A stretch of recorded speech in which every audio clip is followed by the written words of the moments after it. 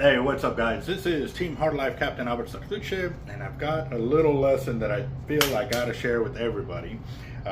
We had several guys that were out shark fishing and they were running into a problem that they couldn't get their baits to stick.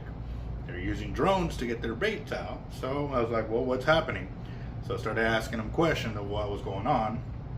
They're also mentioning that there's seaweed in play besides their heavy current, wind, and all of that. However, there was something they weren't taking in consideration. And actually they were, but they weren't taking it to the extreme. And basically, I have to say extreme because they are fishing in bad conditions right now, but with the drone, they're able to still get baits out. Now, what that condition is, trying to keep their baits in place. So let me get something to clean this up real quick. Gotta bite. I think I got a lot of stress on my mind. It's a nice day to go, yeah, I got a line. I'ma call the whole team. My daughter's artwork.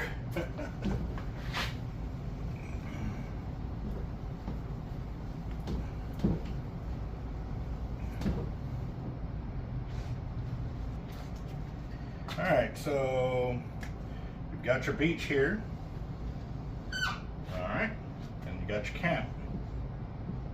All right, so right now, current is running north.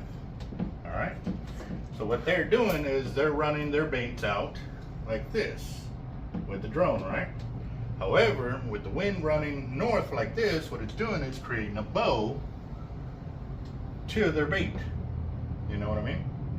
So I told him, I said, well, you're getting it to stick for a little while is because as you're trying to tighten up your line to get it to go straight like this, you got all this weight of water, seaweed, and everything pushing against that surf weight, and it's taking you out.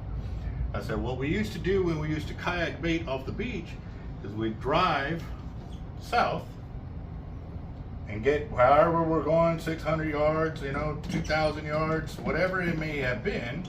We ran this way, and then we ran our baits out like this. All right, so I'm gonna go and change colors now because this is something that we did years and years ago. Me and a bunch of shark fishermen from Bob Hall Pier learning to fish the beach and learning to compensate for all the wind current that was going this way. So let's do this. With our current running north like this, we knew we had to get angle on it. Well, kayaking straight from here to there, we would create this big old bow. Same thing is happening for the guys using drones because it is blowing that way. So what we did, we drove here and then we'd launch and we still would run diagonally, almost what we wanted to do over here, but we're doing it over here now. So what ends up happening, the wind would blow the line like this. We'd have to have a couple of guys along the beach to keep it from blowing into the dunes and then running out that way. As soon as we started running out that way, the line would start to straighten out. And depending on where we would go, the bow wouldn't be as great. It would be a lot less, you know what I mean? So to compensate for that, as we were going out this way, when we finally would drop our bait, we would have a smaller bow to our camp, which meant our bait stuck in position a lot longer. So this is gonna be something for you guys that are droning. Run this way along the beach with your drone. It's gonna blow your line like this, and yes, you may have to run a little, into the surf direction to keep your braid from getting into the dunes, or have somebody, along the beach holding the line like we used to, and then run diagonally to wherever you're gonna drop it, so that way your bow, by the time you get to location, won't be as bad. It'll still be blowing this way, so even then when you drop it, it might drop straight in line to where you need it to go. This is something that, like I said, as kayak fishermen from the beach, that was something that we learned, and we were able to get our line straight to camp because of this technique. So again, guys, if y'all are flying drones, go into the wind, whether it be right or the left, into the current, so that way when you finally cross out, you don't have this big old bow. Because yes, you may be dropping right here and your bait may be there, but you got all this that now you got to pull this way against the current, against the seaweed, against everything that's pushing against it. stack it all in your favor and go the opposite way. And this will help ensure that you're able to keep your line straight to where you need it to be, and ensure that your bait will stick there a lot longer too. Also too, the deal with our surf weights is, since they are big and round, you know, they look like cups this way, going like that. When they fall, they'll be like this with their legs, you know what I mean? This is the sand. So they'll actually bury here in the sand and the two legs like that. So this is gonna help that it'll keep your bait in place a lot longer, guys. You gotta remember that.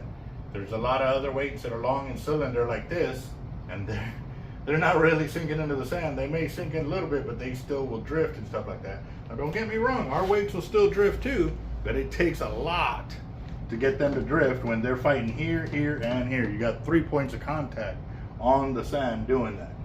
So just a little heads up, guys. It was something, like I said, we had back-to-back customers asking us about that, and we felt it was something that we could share because it's a knowledge-based thing, guys. Right now there's a lot of current and everybody's still trying to get on the monster sharks that are out there. This is the best way to ensure that you're going to keep a bait in place for a lot longer period. So there you go. Also too, when you do this and you do drop your bait, you crank on it fast to get it to lock in, and once you feel that pressure, drop down in low gear and just crank every little bit. Every so often. Don't keep cranking because you're going to break that surf weight loose.